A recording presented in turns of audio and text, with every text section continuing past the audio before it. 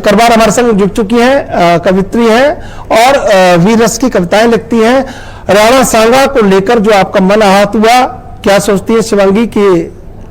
क्या ये राजनीति में होना चाहिए? क्या वर्तमान की राजनीति को एक सुचिता धारण नहीं करनी चाहिए? क्या वर्तमान की राजनीति को अपना अच्छा चेहरा नहीं दिखाना चाहिए? बार बार राजनीति कटघरे में खड़ी हो जाती है अपने गंदे चेहरे के लिए। जी देखिए, मैं अपनी बात को शुरू करने से पहले मुझे 4 पंक्तियां जो है वो याद आती हैं। मैं उन 4 पंक्तियों से अपनी बात को रखूंगी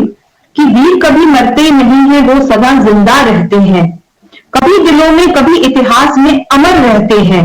पर उनका क्या करें जो इतिहास में झूठ कहते हैं, जो सांगा के 84 नहीं 80 घाव ही बताते हैं।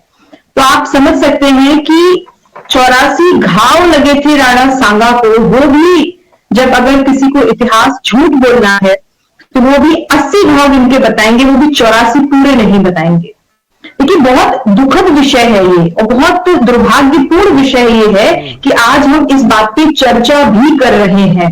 क्योंकि जिनको लेके, जिनकी इतिहास को सुन के, जिनकी बातें सुनकर आज के युवाओं का खून खौल जाता है, जब हमारे सरहद पे हमारे जवान खड़े रहते हैं तो इनकी कहानियां, इनकी कविताएं सुन के वो उनसे प्रेरणा लेके और शक्ति लेते हैं। व्यक्तित्व के बारे में जो भी समाजवादी पार्टी के हमारे सांसद जो है जिन्होंने बोला है, उनको ताज्जुब इस बात पे है कि आज भी उनको इस बात पे कोई शर्म नहीं है कि उन्होंने क्या बोल दिया है। मतलब वो शब्द मैं अपनी जुबान से लेने में भी मुझे बुरा लग रहा है कि मैं राणा सांगा के लिए जो उन्होंने बोला है वो मैं बोल तक नहीं सकती, जो शब्द उन्होंने बोला है। तो इस प्रकार की ये जो चीजें हैं, मतलब ये बहुत दुर्भाग्यपूर्ण है कि हमारे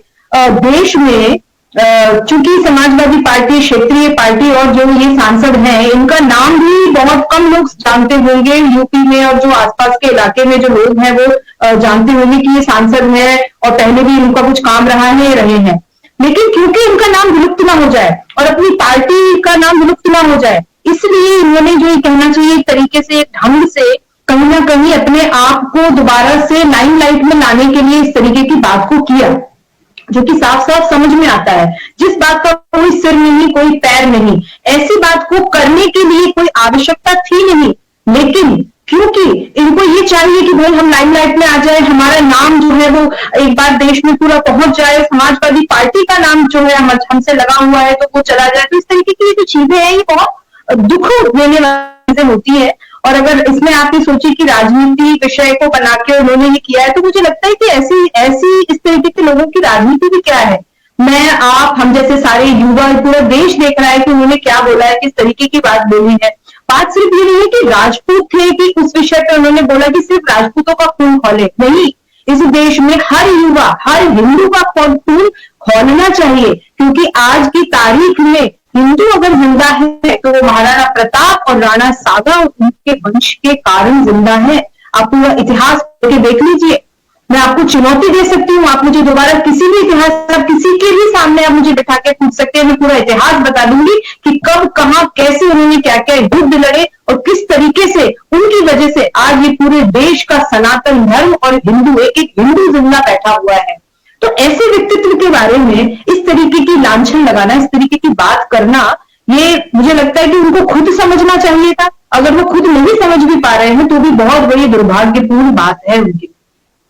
प्रताप जी, एक बड़ा गंभीर सवाल, क्योंकि हम पर कोई पाबंदी नहीं है, 10 ग्राम की हिला दो, तो क्या लग रहा है कि ये जो जुबान चला रहे हैं ये कहीं ना कहीं लोगों के दिल भी जल रहे हैं इससे,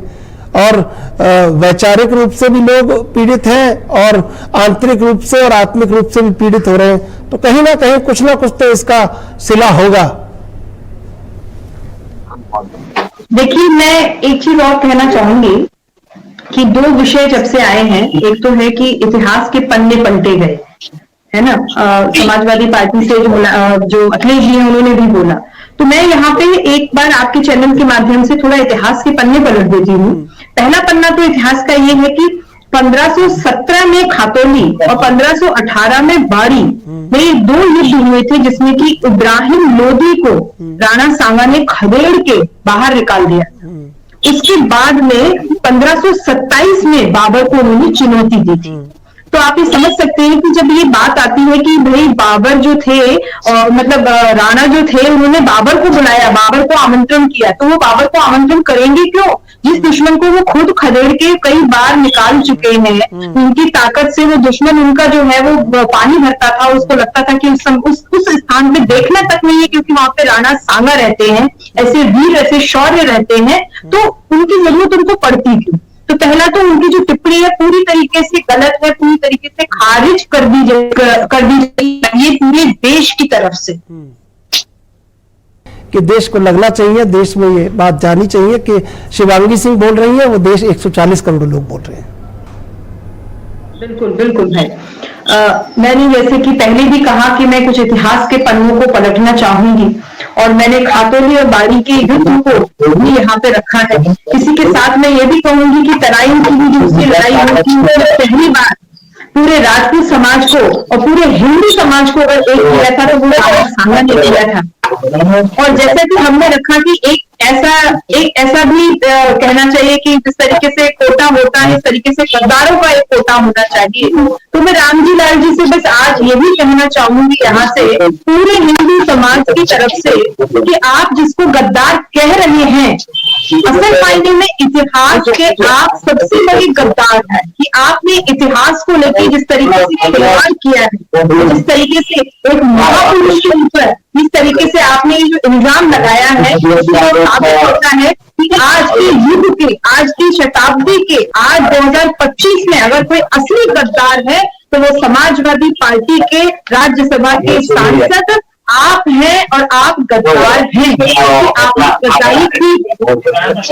इसी के साथ में मैं ये कहना चाहूंगी कि पूरा समाज, मतलब मैं जिस तरीके की अभी अशोक जी ने बात करी, राठौर साहब ने बात करी, किस तरीके से बात हो रही है लगातार, तो पूरा हिंदू समाज, यहाँ से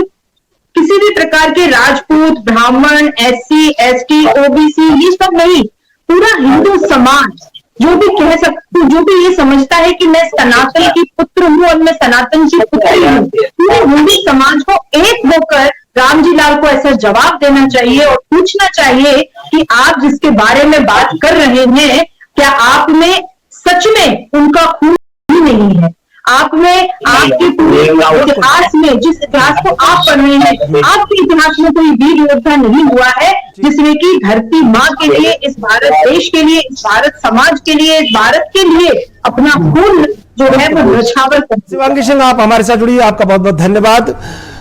देश पूरा